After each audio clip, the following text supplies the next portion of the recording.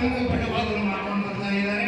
ಈ ಕಾರ್ಯ ಯಾಕಂದ್ರೆ ನಮ್ಮ ಬದುಕನ್ನು ಹಸನ ಮಾಡ್ಕೊಳ್ಳಿಕ್ಕೆ, ನಮ್ಮ ಜೀವನವನ್ನು ಪಾವಿತ್ರ್ಯವನ್ನು ಮಾಡ್ಕೊಳ್ಳಿಕ್ಕೆ, ನಮ್ಮ ಅಂತರಂಗ ಶುದ್ಧಿ ಮಾಡ್ಕೊಳ್ಳಿಕ್ಕೆ.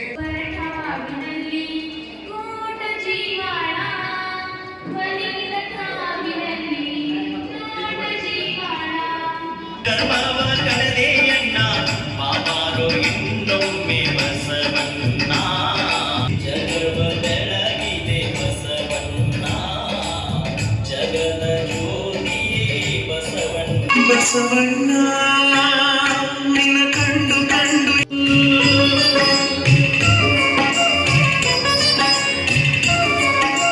ಬಸವಣ್ಣ ನಿನ್ನ ಕಂಡು ಕಂಡು ಇನ್ನ ಅನುಭವಲಾಯಿತು. ಶ್ರೀಯುತ ಅಮಿತ್ ಕುಮಾರ್ ಕುಲಕರ್ಣಿ ಸರ್ ಅವರು ನೆರವೇರಿಸಬೇಕೆಂದು ಕೇಳಿಕೊಳ್ಳುತ್ತಾರೆ.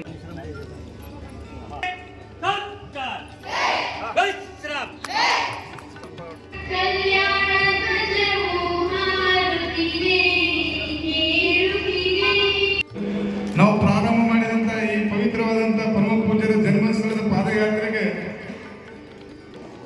ಹೊರಗಡೆ ಉರ್ದು ಬೋರ್ಡ್ ಹಾಕಿ ಹೊರಗಡೆ ಕನ್ನಡದ ಕಲಿಸಿದ ಕನ್ನಡದ ಪಠ್ಯದೇವರಾಗಿರ್ತಕ್ಕಂಥ ನೂತನ ಅನುಭವ ಮಂಟಪದ ಶಿಲ್ಪಿಗಳಾಗಿರ್ತಕ್ಕಂಥ ಚನ್ನಬಸವ ಪಠ್ಯದೇವರ ಜನ್ಮಸ್ಥಳವು ಅದೇ ರೀತಿ ಅಭಿವೃದ್ಧಿ ಆಗಬೇಕಂತೇಳಿ ನಾವು ಪದೇ ಪದೇ ಇದೇ ವೇದಿಕೆಯಿಂದ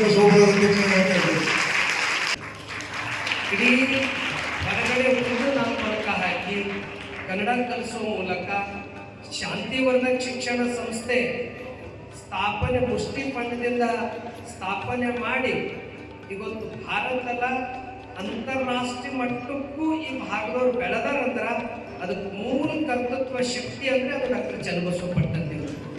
ಇವತ್ತು ಇಡೀ ರಾಷ್ಟ್ರನೇ ಅನುಭವ ಮಂಟಪದ ಕಡೆ ನೋಡ್ತಾ ಇದೆ.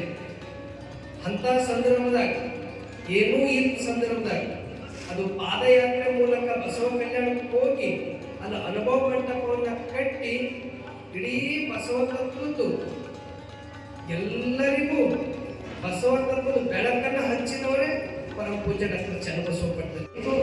ಅದನ್ನೆಲ್ಲ ಮತ್ತೆ ಚನ್ನಬಸವ ಪಟ್ಟದೇವರು ಅನುಭವ ಮಂಟಪ ಕಟ್ಟಿದ್ರೆ ಈಗಿನ ಅನುಭವ ಮಂಟಪ ಜಾಗತಿಕ ಮಟ್ಟಕ್ಕೆ ಮುಟ್ಟಿಸಿರ್ತಕ್ಕಂಥ ಕೀರ್ತಿ ಪರಮ ಪೂಜ್ಯ ಡಾಕ್ಟರ್ ಬಸವಲಿಂಗ ಪಟ್ಟದೇವರಿಗೆ ಸಾಧನೆ ಬಗ್ಗೆ ಅವರು ಮಾಡಿರ್ತಕ್ಕಂಥ ಕೆಲಸಗಳ ಬಗ್ಗೆ ಸವಿಸ್ತಾರವಾಗಿ ಹೇಳಿದ್ದಾರೆ. ಒಂದು ಮಾತು ಹೇಳಬೇಕಂತ ಅಂದರೆ,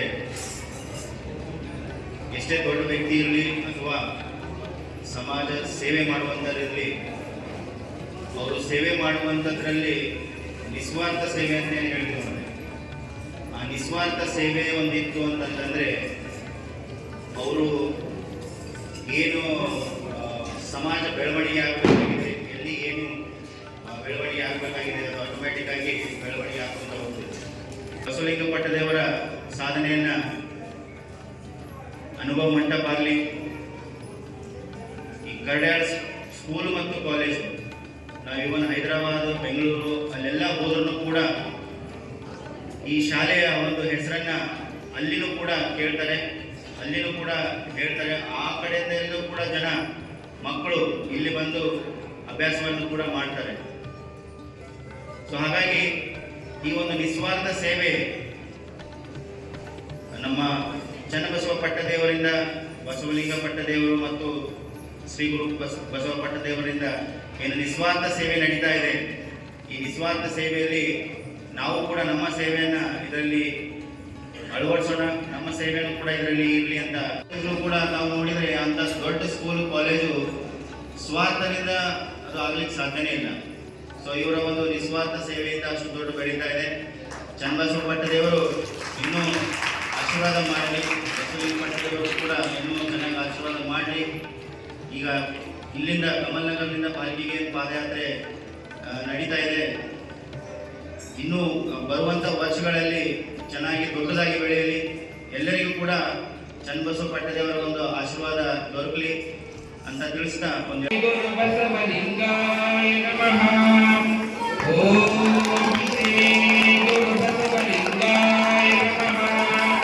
ಈ ವೇದಿಕೆ ವತಿಯಿಂದ ತುಂಬು ಹೃದಯದ ಧನ್ಯವಾದಗಳನ್ನು ತಿಳಿಸುತ್ತೇನೆ.